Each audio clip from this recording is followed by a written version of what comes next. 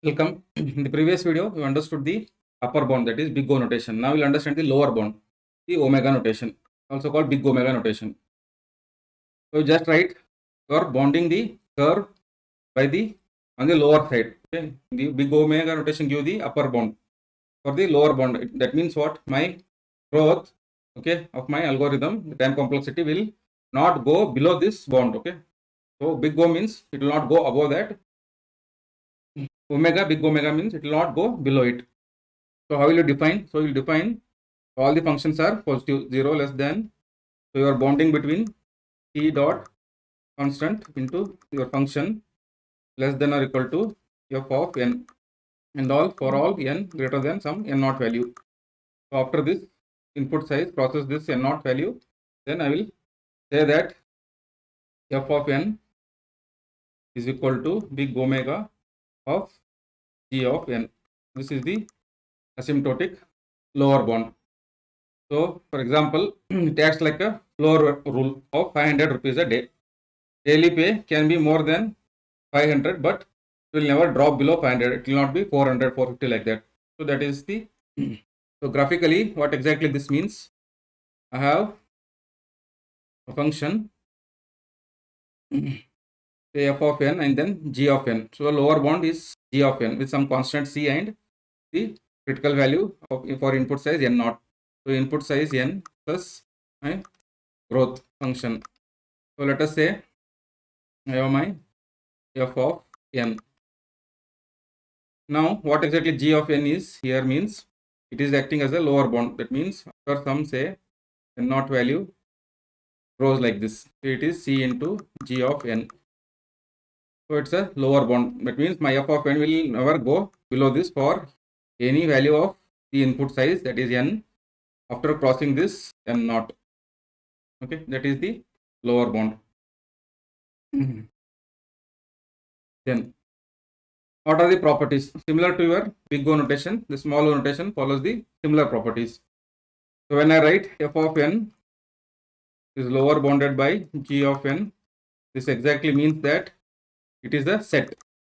Okay, so for example, if I take f of n is equal to n cube, the lower bound n cube is a quadratic function. So after some n naught value, say it is growing like this. Okay, then this omega is a set containing, say, the g of n is set of functions. Okay, so it may contain, say, n square and so on. So that means what? F of n is equal to big omega of g of n. So n square are lower bounded, right? So this is, say, my n cube. So I have after some point, okay, like this, it may be, say, n square. Then I have linear n. So all these are lower bounds after some n naught value. That is the meaning. So this is a set. So there can be multiple functions which forms the lower bounds. And again, c and n naught are not or need not be unique. So there can be infinitely many combinations of c and n naught. But we try to find the right values when we solve the problems. So example, f of n equal to phi n. So picking g of n is c of n, c into n, because I am trying to bound it by omega of n.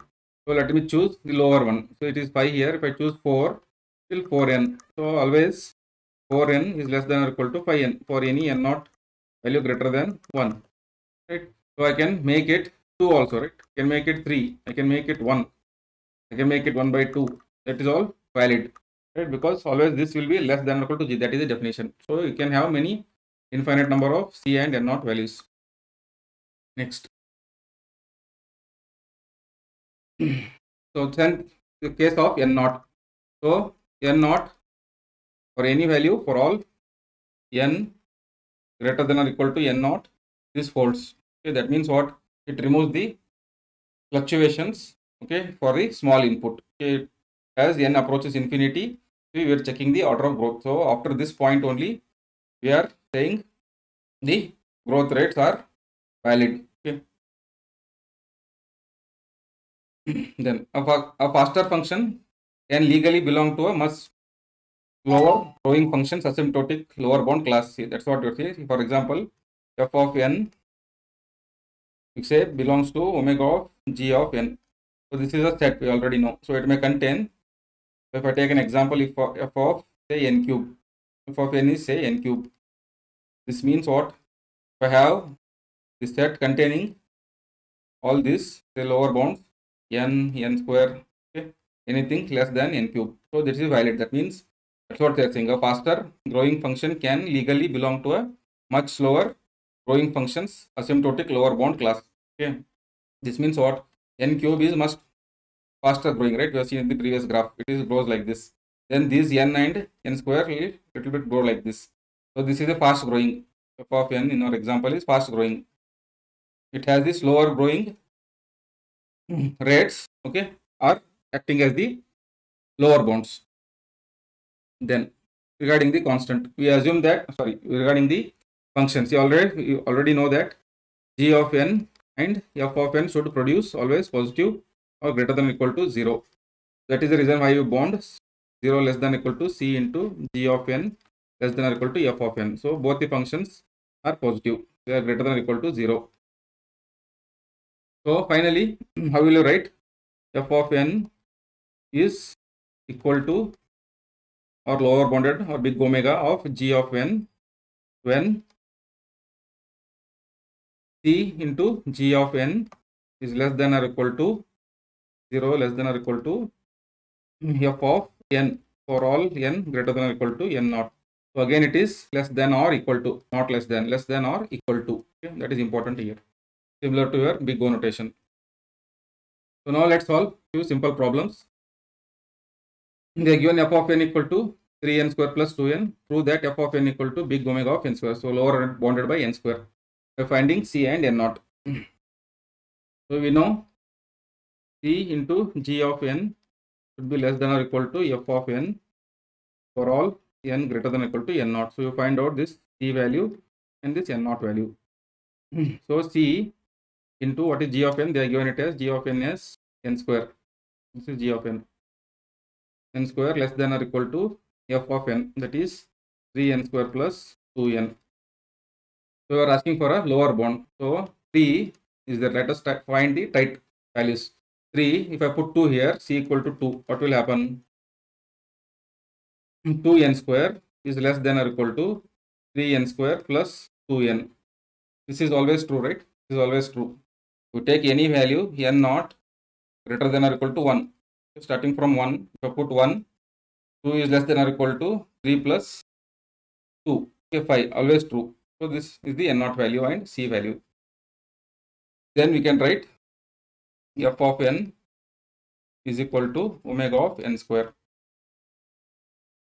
Then you be careful when there are negative terms involved in the lower bound, okay, because the values will be lesser. So here again take c into g of n. So g of n is again n square. C n square will be less than or equal to n square minus 3n. Now, like previous example, if I choose c is 1, okay, what will happen?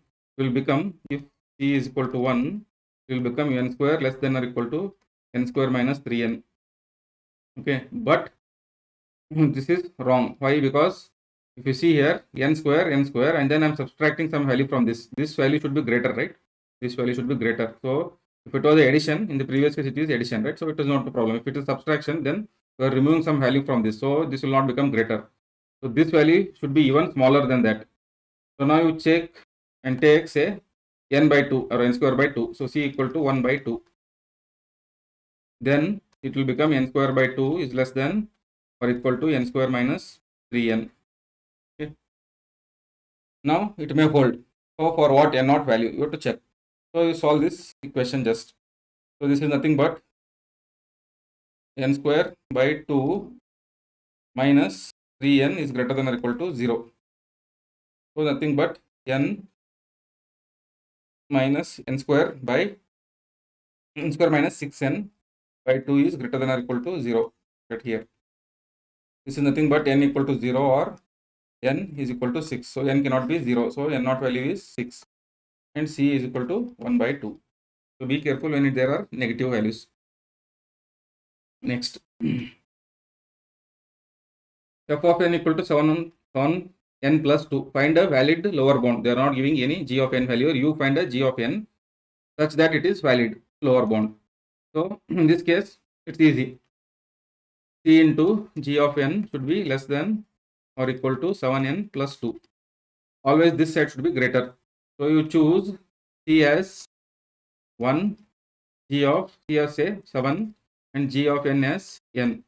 If I have chosen c, it is 7n here, I can try to lower bound it by n only. So g of n I have chosen n. So if I choose it as n, it becomes c into n less than equal to 7n plus 2. Okay, this is plus here, no problem. So what should be the c value? So you choose a minimum c value. Okay, I can choose 6, 5, 4 also true because it will be less, definitely less. But 7n is the best tight value, 7n plus 2. This is always true for any n value, n not greater than or equal to 1. This is always true. C equal to 7 and n not equal to 1. Next. Similar question here given f n cube plus 4n is a function and try to lower bound it. So again you choose your g of n and c n not value such that it is less than n cube plus 4n. Now let me choose g of n. See, here n cube is there and then n is there. So if I take n, it will also be a lower bound because we already know it is a set. N cube can also be a lower bound, n square can also be a lower bound. But let us find the tight. Okay. So tight values. For example, if I choose for this curve, this is say f of n, something like this. If I choose n cube, it may look like this. Okay, this is for n cube. If I choose n, it will be like this. N square will be like this. Now, which is very closer to this n cube, right? So you choose that tightly. Okay, you can. This is also correct. N is also correct. N square is also correct. But let us choose make it tight. So let us choose g of n equal to n cube itself. Okay, the higher order term. Now, what will be c value? C into n cube should be less than n cube plus 4n. So now we choose c value. Any c value greater than 0. So I will choose c equal to 1. That is the tight one. Okay. So n cube less than equal to n cube plus 4 and always true for n not greater than equal to 1. This is the answer. Next. F of n equal to n log n. Okay. And then they are given g of n as n. So g of n is equal to n. So c into g of n should be less than or equal to n log n. So c n less than equal to n log n. Now, how will you find the lower bound? So let's choose see n log n. By seeing it only can say it is greater for some n not value. So you can choose c equal to 1 starting with c equal to 1. Okay, now what it will become? It will become n less than or equal to n log n. Okay. Now the question is how will you find the n not value? So it is important now because there is a log n term. If I choose n is equal to 1, this becomes 0. So 1 is not less than or equal to 0. So it is wrong. So 2. If I choose 2, what will happen? 2 less than or equal to 2 into log n some value. Okay, it will be log of 2 is greater than 1 only. So always it holds. So for n not greater than or equal to 2, this always holds. Okay, not for 1. Then next. Here, it's a tricky question. Let's see. F of n equal to 2 power n. Prove that f of n is lower bounded by n square. So they are saying c into n square should be less than or equal to 2 power n. Okay. See that it is easy, right? But how will you find the n naught value? Because we need c and n naught. So let's choose c is equal to 1 to start with. Okay. Because n square is less than 2 power n. We have to find for what n naught value now. So n square is less than equal to 2 power n. So if you put n equal to 1, you can apply logarithm and solve it because a simple thing here. So I'm just putting the values n equal to 1, 1 less than or equal to 2. This is false. Cannot take n not equal to 1. N not equal to 2. So it becomes 4 less than 4. This is true. You can take n not equal to 2. Now we check the next one. n naught equal to 3.